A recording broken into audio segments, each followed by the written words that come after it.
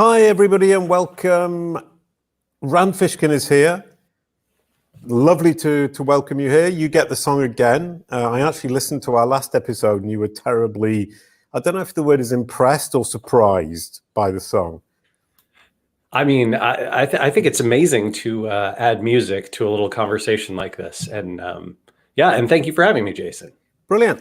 A quick hello and we're good to go. Welcome to the show, Rand Fishkin. Bravo, bravo.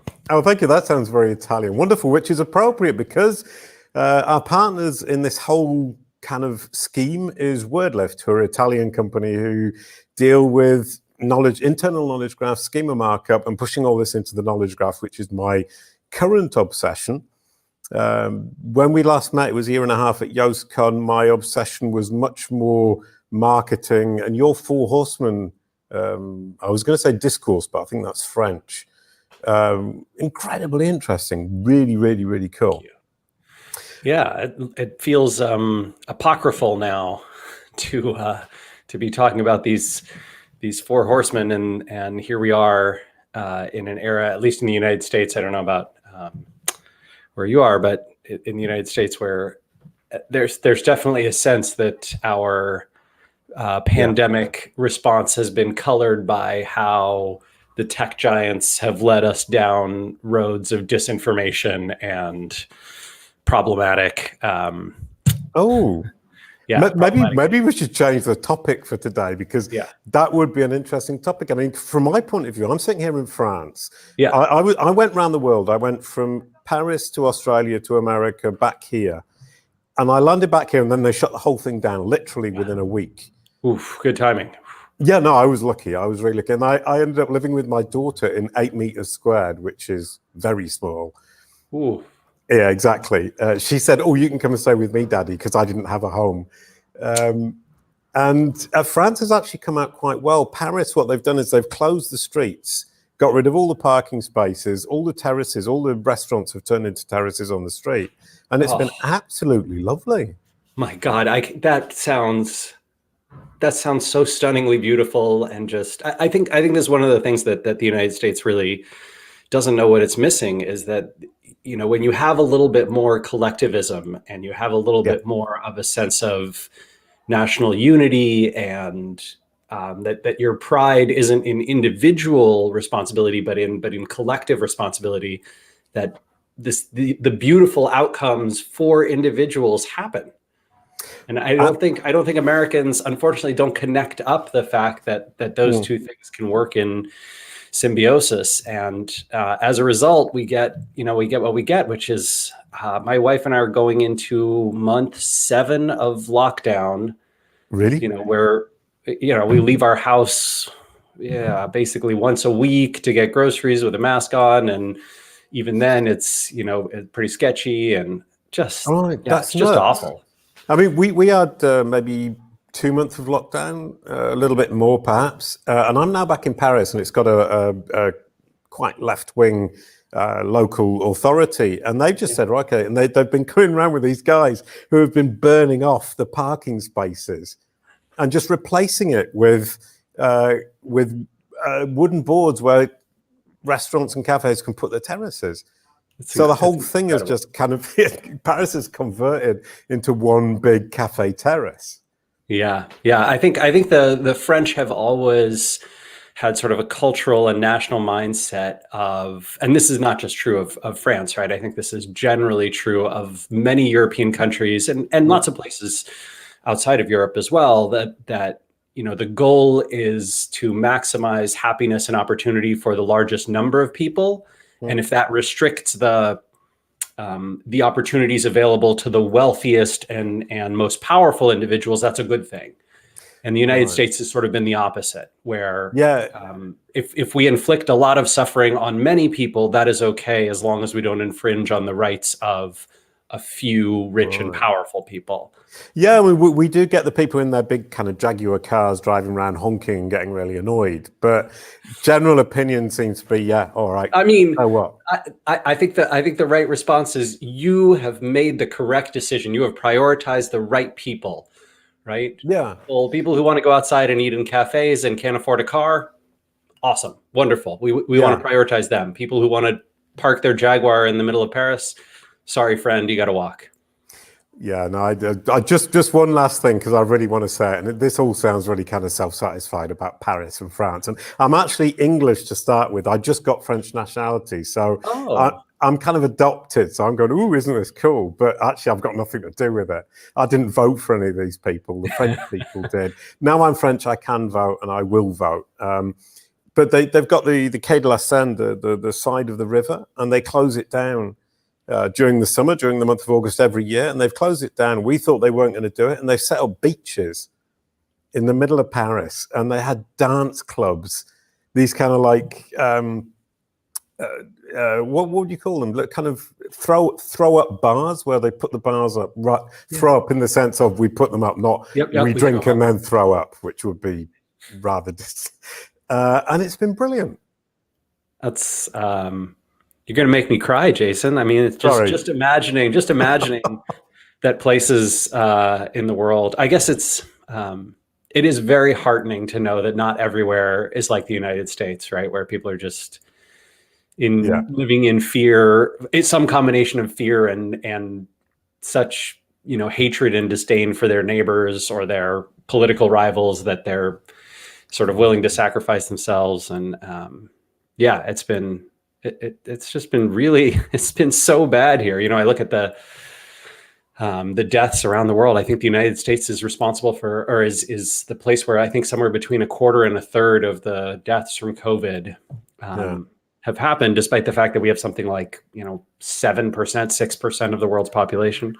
So we're just terrifying. It's absolutely bonkers. I mean, from our point of view, I'm saying from the European point of view, the English point of view. I'm looking at the UK with Brexit and Boris Johnson, and then the US with Trump, and just thinking, oh God, this is a good place to be right now, and I hope it stays that way. I really do. Anyway, sorry. Nationalism is very dangerous, right? Like directly dangerous to your health and the health of your parents and grandparents and children and loved ones. It's very dangerous. So I don't know. Hopefully this will be a good reminder for future generations to look back on and reflect on the fact that nationalism wasn't a good idea in the 30s and 40s, and it's not a good idea now.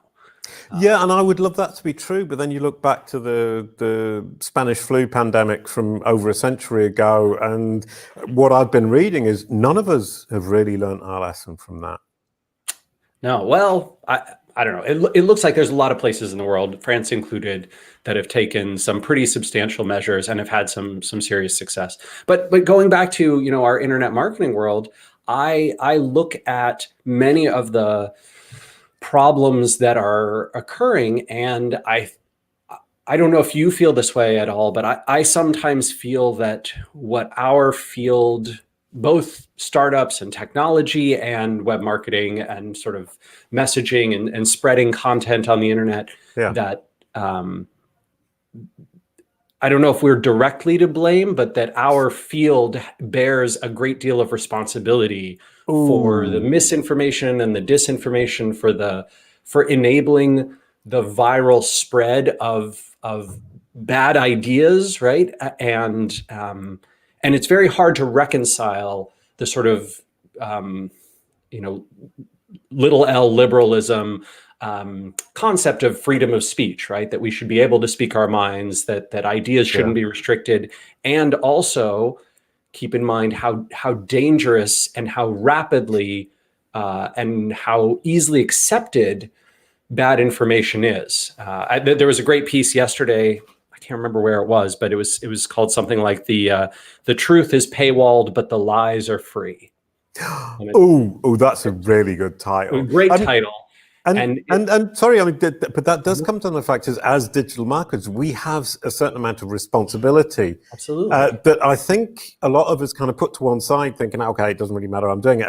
And one of those things is my obsession is knowledge graphs, knowledge panels, and I've obviously been looking at yours and researching. I've been tracking you, which is a bit creepy, and I'm really sorry, but it's part and parcel of the deal, I'm afraid.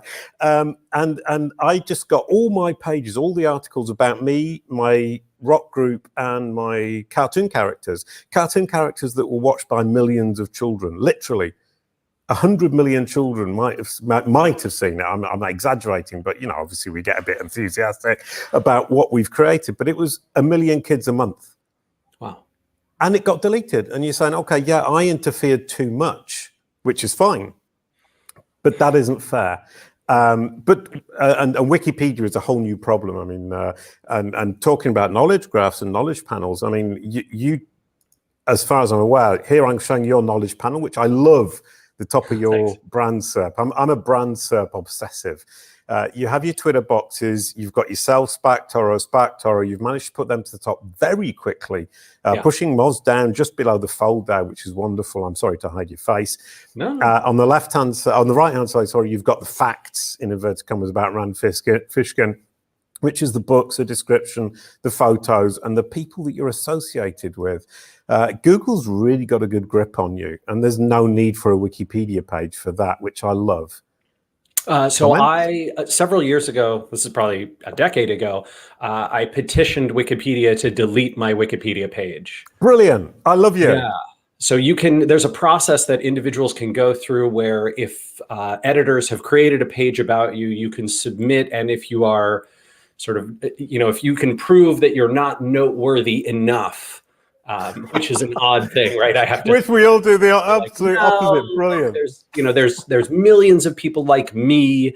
If you're going to include me, you're going to have to include millions more. And I don't have the notoriety to have a Wikipedia page. Please delete this.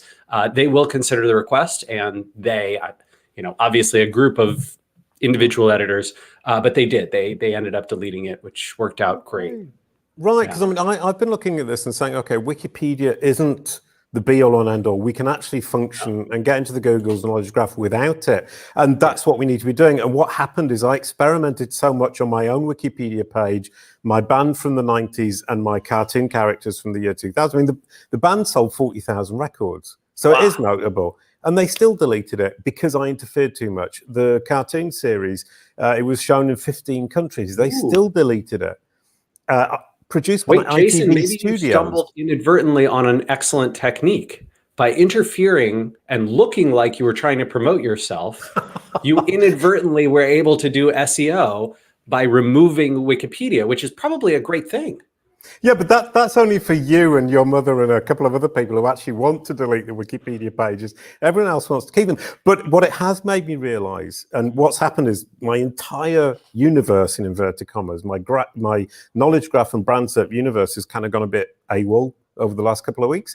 And it's been very interesting because what it does mean is that Wikipedia no longer controls my image. Yeah.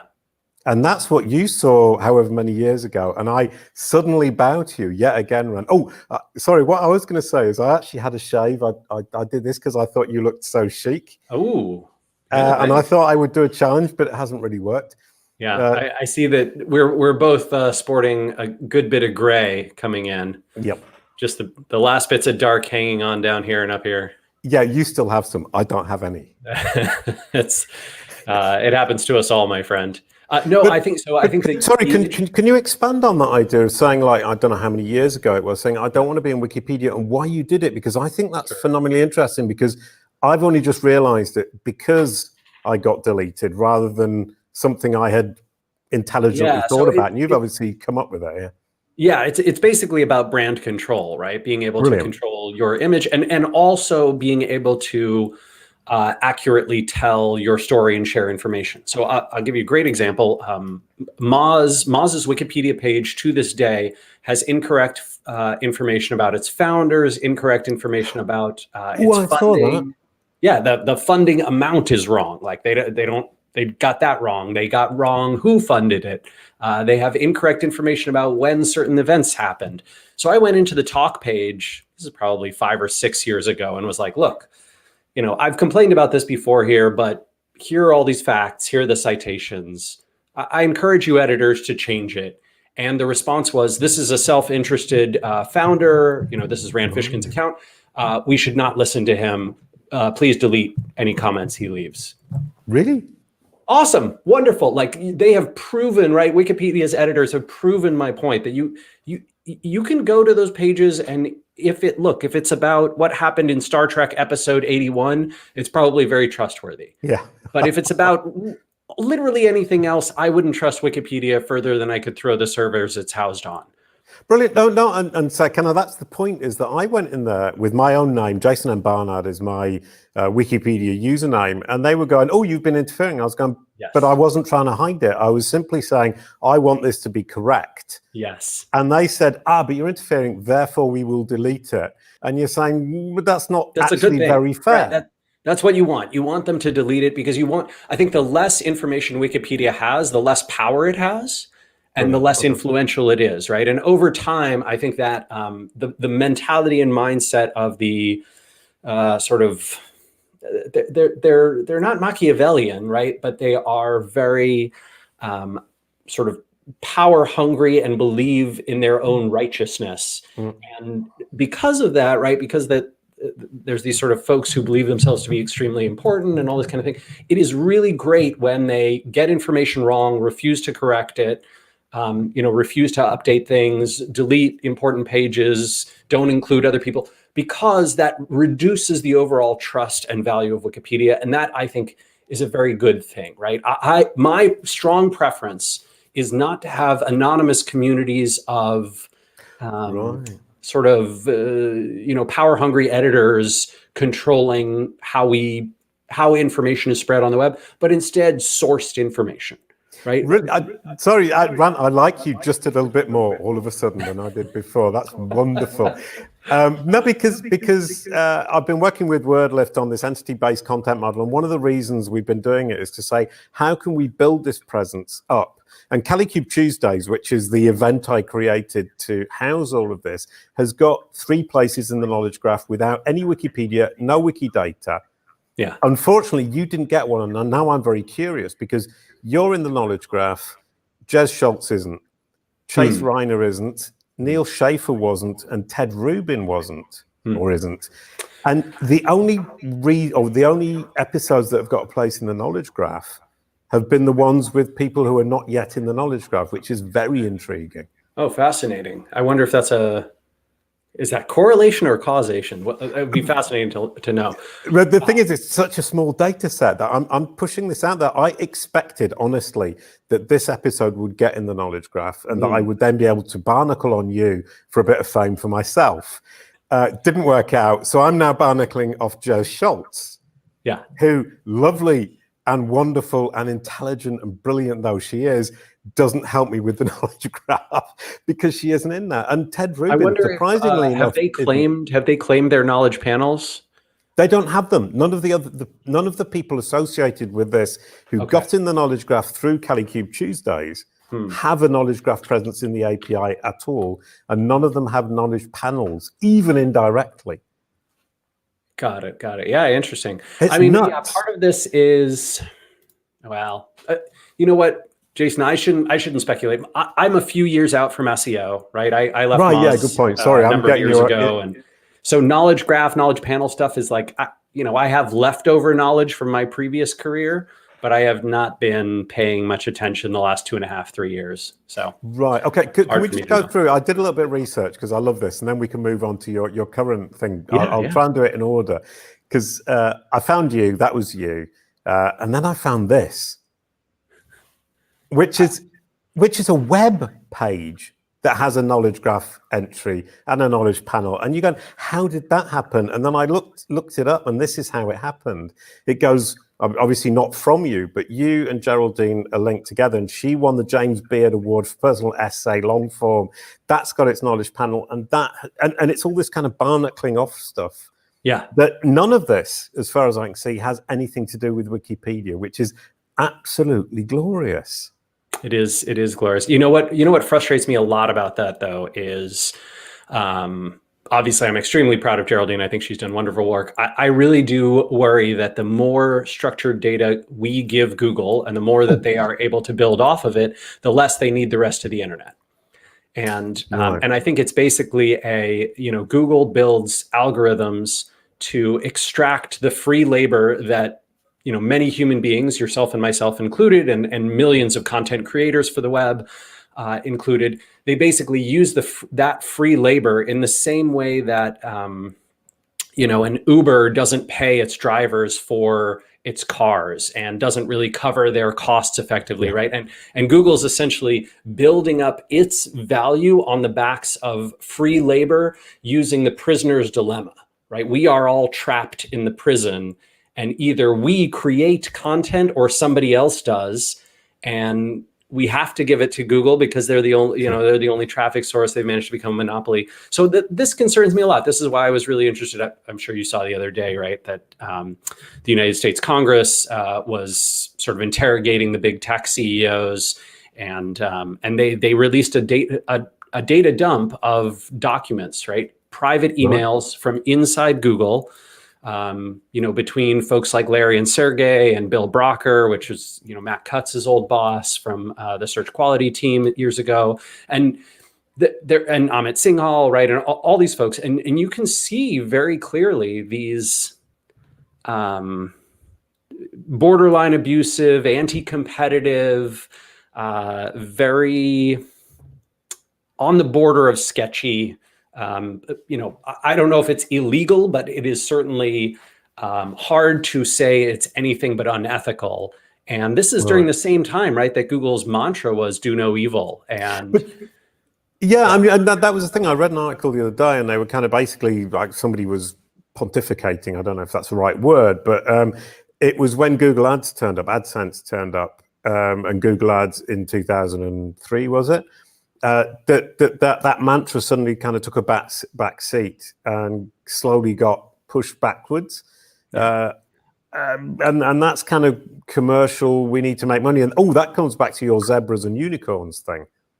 Yeah, I think this all goes back to exactly the same thing, right? The idea that Google has too much power over the rest of us, right? The idea that the United States prioritizes billionaires over everyone else. The idea that the web prioritizes giving information to Google and helping them with our free labor and building up their information graph so that they can show people instant answers. And while we do the work on the back end and get nothing for it, not even a visit, this is sort of how I think this is the push and pull of what a lot of folks call late stage capitalism, right? And you can see it in little ways and big ways. And I think that for those of us in the microcosm of internet marketing, web marketing, SEO, content, all of that stuff, we can feel it very painfully and very personally when Google takes away traffic opportunities from us, when they push, 4 ads above our brand name,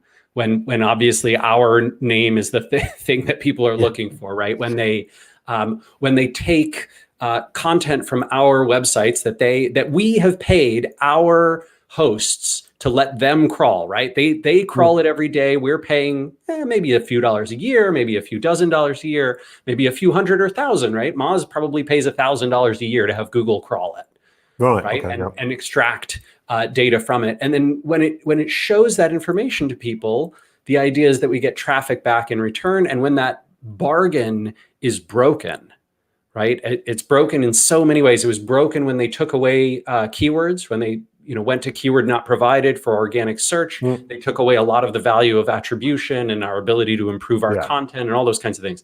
When they started taking the James Beard Award example, right? When they took the James Beard Foundation's traffic away and they put that data right in the box. That's a good point, because I mean, I've seen the James Beard Award because I went through, and I'll show it again, this 4-point process of figuring out how a web page got to become an entity in the knowledge graph. I mean, that may well be the future. I mean, and the future is fairly scary when you're saying, if every web page is an entity in the knowledge graph, there is no traffic. The internet is just a locked Google vault, and if you want to break in, you have to be owned by Alphabet. And this is why some of the research that I've been doing over the last few years is trying to show how Google has essentially increased the number of searches that end without a click on any result, and increased the number of searches that end with a click back to another Google property. And I think that, the unfortunate reality is Google does not have a competitor, right? Like Bing is a reasonable substitute, but they're not a competitor. They are, 4% market share to Google's 96% market share. Well, I had a conversation with Brad Geddes about why Bing will never close, and there are two reasons in his mind. One is Microsoft will never let go of that because they don't want Google to lose focus on that, because they will then start looking at Google Docs, Google Sheets, Google Slides, and Microsoft's bread and butter is really there. So they're going to keep Bing going, even if it's lost leader, just to stop Google going there. And the other thing is Google don't want it to disappear, because otherwise they get into loads of trouble and they can never argue there is a competitor. I mean, is that a fair comment? I think those are both accurate points, right? I think that Microsoft has its moats in enterprise software and business software, office software. Microsoft has made huge inroads in cloud, right? Google has been relatively unsuccessful in cloud compared to Amazon and Microsoft.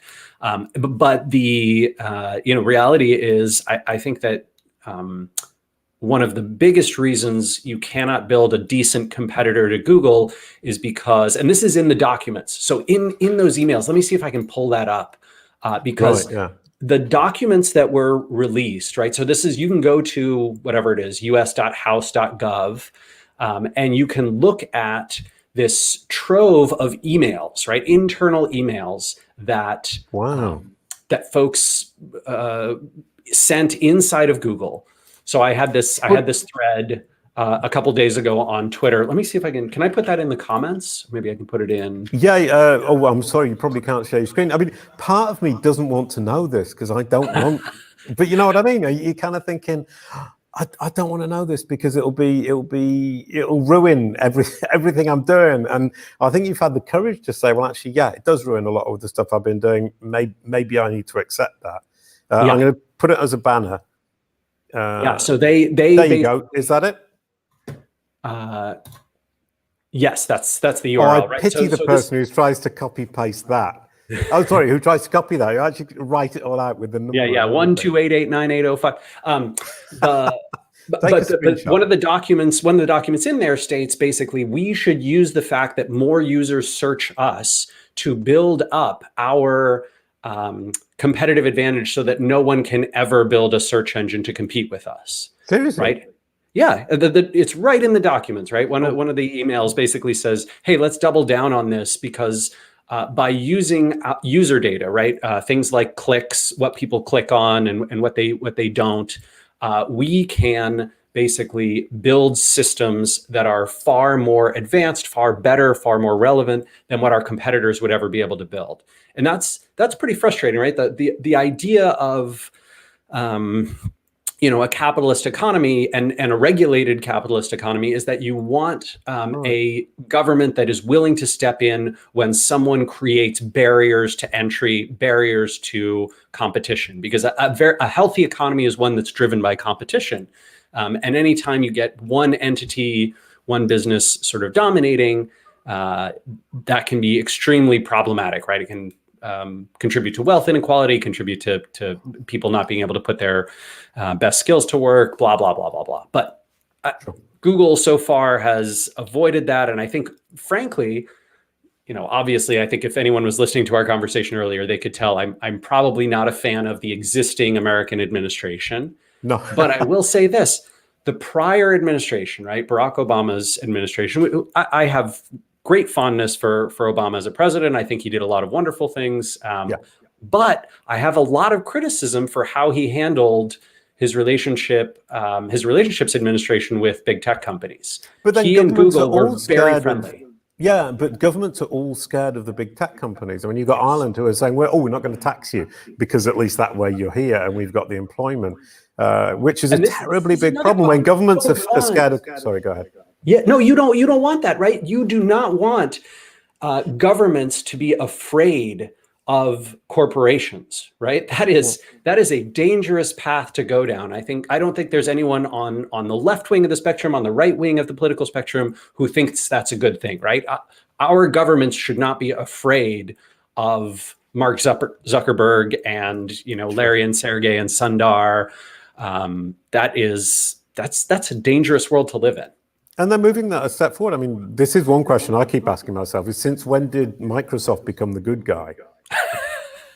I mean, I think it started a few years ago. I think there was a time when, Steve Ballmer sort of recognized that he and the board, right, and Bill Gates sort of recognized that they were not the right people for this. And I can tell you, living in Seattle, right in the backyard, the shadow of Microsoft, Right, yeah. The perception of Satya Nadella is that he is humble, charismatic, thoughtful. Wow. That's a good trick to pull off. Humble and charismatic. That's a nice trick. You pull it off pretty well. Well, I don't know about that. If I may say so. Sorry, I'm throwing you flowers, as we say. That's you are far too kind and generous to me, Jason. I would very much like to go to Paris and sit in the streets and get a coffee with you. We could dance on the side of the Seine in the beach. Oh God, stop! You're gonna make my my heart hurt. But I think Satya Nadella has brought a culture with him into Microsoft from the top level down, and I think this, it shows the importance of the CEO role. I think better than almost any CEO change I can think of in the last couple decades, right? Where Microsoft's stock value has turned around, their public perception has turned around. They have gotten out of a lot of the business of, what do I want to say, like interfering with the rest of the web or the rest of the economy. They focused on building great products for their customers. They found their niches, and they have more revenue than Google, right? Like, good point. Yeah, and we forget that. We forget that because Google is so incredibly present. I mean, I did a series of interviews. I was in Seattle just before the lockdown, and I did a series of interviews with Bing team leads for the Q&A feature snippet, for the videos, with Fabrice Canal, who does Bingbot, who's an incredibly interesting guy, and talks about a lot about the annotation layers, which I'm incredibly curious about. And everybody, all the other team leads said if he didn't do the annotation layers, we couldn't pull this information out, and our algorithm simply would not function. So that annotation layer becomes fundamentally important to everything. He's saying if it can annotate because your HTML is good, it can extract the information, which brings two things. One is the other algorithms can function correctly, but the other, as you rightly said, is you're giving them power. Because they can extract it and annotate it so easily. And the last one, sorry, just to finish, is Nathan Chalmers, who's the whole page algorithm. And you go, I didn't even begin to imagine there was a whole page algorithm. And there is. And they just say, okay, all of these kind of candidate sets come in and they put their bid in and they've all got their place by right. But actually, we're going to throw some out because they're not actually very useful. And I think Bing have got a really good grasp, or I appreciate the way they present it, the way they work. And the fact that they talk to me and they explain to me, because then you just come back and say, actually, everyone, we just need to do marketing. And that feels like the humility and culture and thoughtfulness flowing down, right, from Satya into the team layers, right? And you can feel it inside the organization. I think that's absolutely the case, right? Like I certainly felt, and Moz was a tiny company compared to Microsoft, 200 employees, something like that, right? But I remember feeling that difference of, this company has inherited these sorts of traits from me, and it feels, I can feel myself in the organization, right, all the way throughout it. And then when I stepped down as CEO and a new CEO came in, I could feel that change happening over time, right? That over the next few years, it was a different sort of culture that flowed from the top. And a culture that you ended up not being comfortable with. Yeah, just not a match for me, right? And I wish, I think I wish I had left before I did. I think Well, I thought you were going to say something else, but we won't go into that. But I mean, I think it would have been wise of me to probably throw in the towel a little earlier. But I don't know if you have this, Jason, with like your band. Can I ask a question actually about that? Because I'm kind of curious, simply because you're obviously so very attached to Moz. I had a similar experience, and it wouldn't be the same, but I was actually a blue cartoon dog who ran a company with 14 employees. and we had 5 million kids a month coming. We had 100 million page views a month. We were competing with PBS and the BBC. And I mean, that all moves on to the Wikipedia story that I'm now. I was crying yesterday, to be honest. Oh. But it's weak of me. It shouldn't hurt me, but it does. No. And sorry, what I meant is the day I left the company, the whole aspect of it completely changed, and I was deeply shocked. And I look back and you're saying it was being run by a blue dog, a blue cartoon dog. Yeah. And I kind of look. You're obviously not a blue cartoon dog, but you were running the company in your image, and your image is incredibly important. And Microsoft comes back to that.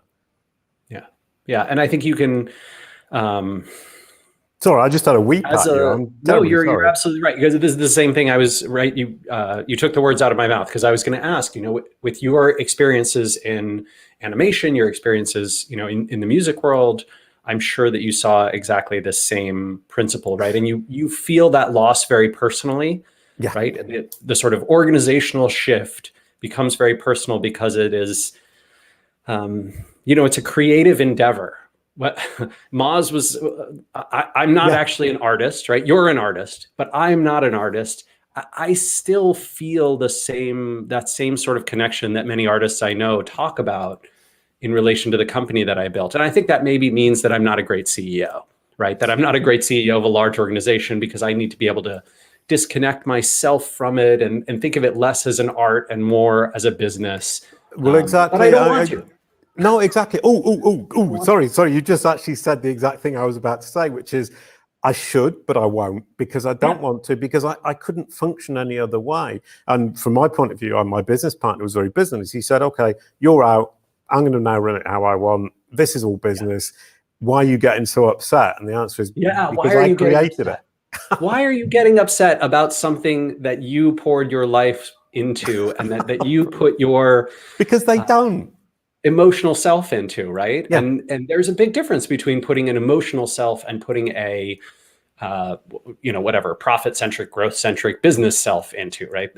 One's a job, the other is a passion, and I don't want to separate them, right? No. So SparkToro, the reason that I started SparkToro the way I did, the reason I funded it the way I did, the reason that our docs are the way that they are, the way our investors are, everything, is because I don't want to ever give up that creative control, give up that ability to put my personal emotional self into the business and be able to grow it the way I want, right? I don't aspire to be Google or Microsoft or Facebook or Tesla or any of these types of companies. I don't need it to be big. I don't want it to be big. Well, but I would like it to be successful. But your zebra and unicorn thingy. Yes. I read it and it really stuck in my mind that the unicorn is, let's be the biggest in the market. We're going to crush everybody else, and that's the end of it because we're boss. And the zebra is, we're just going to make enough to keep going, and we don't need to dominate as long as we're making our place and everybody's happy. Yeah, and it's a. I think it's a philosophy that many folks are shifting their minds toward, but it's still a struggle, right? I think there's a lot of people, especially in tech world and startup world, who believe that the best and only and right path is that unicorn mentality. And the idea of a zebra, right? The idea of a company that exists, an organization that exists to benefit a combination of its employees, its customers, the world around it, its founders and its shareholders, and generally in that order, instead of shareholders. Oh, right, you had an order there. Sorry. Yeah. Can you say it again in the right order? So unicorn ordering is shareholders, right? Shareholders, customers, founders, employees, community, and world. Brilliant. Okay. Right? Community and world comes last, right? If we're Google, we can extract value from everybody else on the internet and take that all away. If we're Uber or WeWork or whoever, right, we sort of build off of everything else and give back very little, but we take a lot of value from that. The inverse, right? The zebra mentality is, generally speaking, you want to go something on the order of customers, community, and founders and then right, investors maybe, yeah. Employees, shareholder, right? Oh, Shareholders are at the bottom of the stack instead of the top. Right. Okay. Yeah. Right? I mean, And so, employees can I would presume move those around in that. those first four get some level of balance up near the top. Brilliant. Right? We want Yeah. to balance the interests Yeah, of because I our mean, I couldn't think employees of and any of them I would customers. want to exclude. I mean, you're kind of saying the employees, the community, and the users.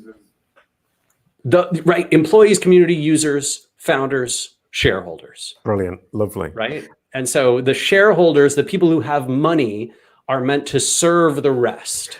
Right. Ooh, yes. As opposed to everyone serves the people who already have money. Lovely, absolutely lovely. And sorry, now we actually didn't talk about what we were supposed to be talking about at all, which is, from my point of view, absolutely delightful. But I prepared that because we're talking about SparkToro. By the way, the logo looks more unicorn than zebra, so maybe you should have done black and white stripes there. But I actually managed to trend twice on SparkToro since April, and I'm terribly proud. But I couldn't find why I spiked, why that happened. Can you just tell us really quickly what's the trending page, right?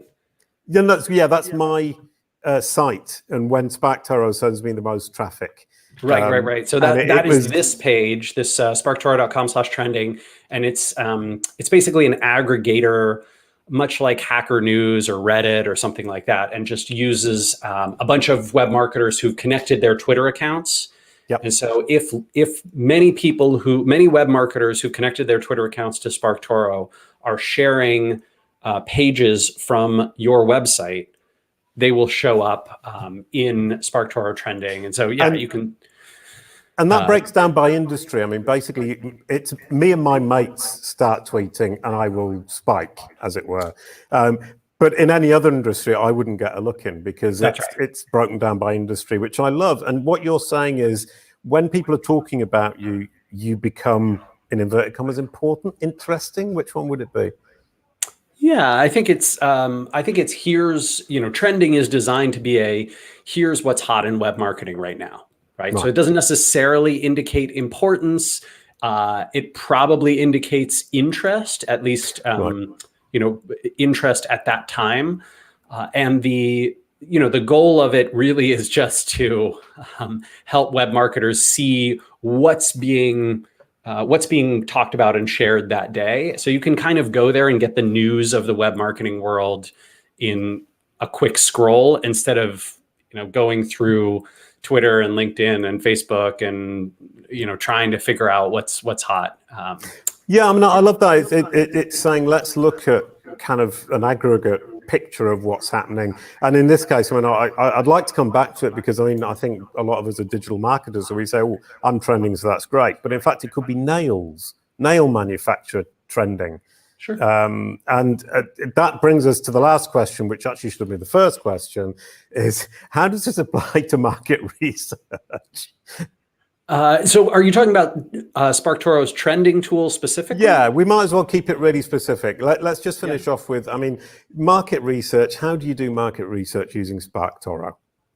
So the actual SparkToro tool, our paid audience intelligence tool. Yeah. So trending, to be clear, that was a free tool we launched a few years ago as a promotional sort of vehicle to show off kinds of, get people connecting their accounts and checking us out. I like it a lot. I bookmark it. I visit it almost every day.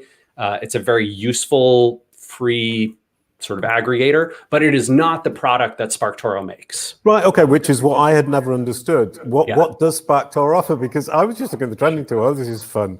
Why would I need it?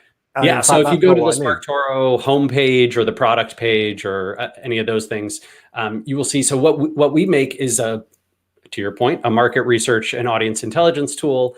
And the idea is that you can instantly discover what any describable audience reads, watches, listens to, follows, pays attention to. So if you were to say, I want to know what people who are passionate about children's cartoons are paying attention to, or I'm interested in an audience of fiction writers from New York. or I want to know what electrical engineers in the UK think, or I want to know what people who are into heavy machinery in Germany are reading and listening to. SparkToro can tell you that, right? You plug in the audience. We have a few different ways you can search based on what they talk about or what's in their bio or profile or job title, what hashtags they use, what sources of information they follow. And then we can tell you, here are the social accounts that they engage with. Here are the YouTube channels they subscribe to. Here are the podcasts they listen to. Here are the websites they visit. So it's much wider than I initially gave it credit for, and I do apologize. No, that's no problem. I'll you can go and sign up for a free account, Jason, and run some searches. I already did actually, Rand. When I was researching you, I signed up for the free account and got a bit obsessed by the trending tool, I must admit. Gotcha. And I think that's perhaps a mistake we should avoid making, is get obsessed by the bells and whistles and actually look at what the details of it is. And I love that approach, is saying, let's look at it globally. And what I do with brand SERPs, and that's my big obsession, is say, look at brand SERPs. You're looking at Google's opinion of the world's opinion of you. Rather than paying for boatloads of tools other than SparkToro, which of course I would pay for, you can just look at Google and it's looking at everything, or as much as human beings can imagine. And that reflection is actually very good as to your digital ecosystem, your content strategy. If your videos aren't ranking, your content strategy around your videos is rubbish. And so you can immediately see, A, it's your business card, B, it's your content strategy, C, it's your digital ecosystem. And SparkToro, what you're doing is saying, well, let's bring market research into who's talking about you and how much and how well. Is that correct? So that would be more social listening. We don't really do that. But there are lots of good tools that do the social listening stuff. The way I think a good way to think about SparkToro is, rather than gathering intelligence about yourself, right, your own brand, you are trying to better understand an audience. Right. Absolutely brilliant. Like a group of people that you want to reach, or that you're trying to help your customer reach, if you're an agency, right? That is really what SparkToro is for. So for example, yesterday I was helping a company that makes college prep for business schools, right? And so the marketer there, she was trying to figure out, like, how can I gather intelligence about an audience that's going to go to business school, or that's interested in going to business school? Can you help me find those groups of people and then figure out where we can go do our marketing for, our particular company, to reach them and influence them, right? And let them know about what we offer for that group. And I was like, yeah, I can definitely help with that, right? So I ran a bunch of searches around people who follow certain business school prep websites and social accounts, people who use the hashtag. I think the hashtag was BSchool. BSchool is the hashtag that I found. Which you wouldn't guess off the top of your head, would you? Yeah, I didn't know that, right? What I did is I looked at people who followed certain business school accounts, and then I looked at their the audience insights tab on them, and it said, frequently used hashtags. BSchool was one of those hashtags. When I clicked that, I went, boom, this is their audience. This is exactly who they want to reach. And we have, some 10,000 profiles of people who've used the hashtag BSchool 3 or more times in the last 120 days on one or more platforms, like Facebook or Instagram or LinkedIn or YouTube or And now you come into this idea of quality, not quantity, of saying, if I can find 10,000 people who are actually using this hashtag or working around this idea, that's plenty enough for most of us to be getting on with for the next month, maybe year. Yeah, it's like election polling, right? So you poll a group of people, 1,000 people in a community of 1 million, and you get a general sense of, like, okay, the election is probably going to go this way, and here's the margin of error, right? And SparkToro works the same way. It's taking a sample of the whole audience, right? Obviously, the 10,000 people that we know about who've used this hashtag, that probably means there's 100,000 or 1 million people who have done it as a whole. But our sample size is reasonable enough that you can take the data we give you and say, hey, chances are good that, SparkToro says 20% of the people who use the hashtag BSchool have engaged with this podcast. that probably means that podcast is very popular with people thinking about business school. Let's go do some advertising or marketing on that podcast. Absolutely brilliant. I think I'm going to go sign up for SparkToro right now. No, sorry, pay for SparkToro because I'm already signed up for the free account. And you did offer me the opportunity to win a $100 Amazon coupon, which I failed to take. I do apologize. No, that's fine. That's fine. But I love that conclusion. I mean, SparkToro, I'm really keen on what you're talking about and the way you're going with that. And that idea of kind of sampling, looking at the audience and stopping wasting our time chasing audiences for no reason at all because they're not actually interesting would be a wonderfully positive thing for us all because we waste too much time. It goes back to the thing we've been talking about throughout this conversation, Jason, which is one of my big goals, and Casey's as well, my co-founder, one of our big goals is to help people think beyond Google and Facebook. Like Google and Facebook dominate so much of online advertising and online marketing, but they are not the only places that your audience is paying attention to. Your audience is following other people on social media. They are visiting other websites. They are listening to other podcasts. They are watching other videos. They are going to conferences and events, right? They're in the world and they're reachable through channels that are not the duopoly of Google and Facebook. And if you can figure out what those are, you can go do marketing in those places, either in addition to or instead of. And oftentimes you can get a lot more bang for your buck.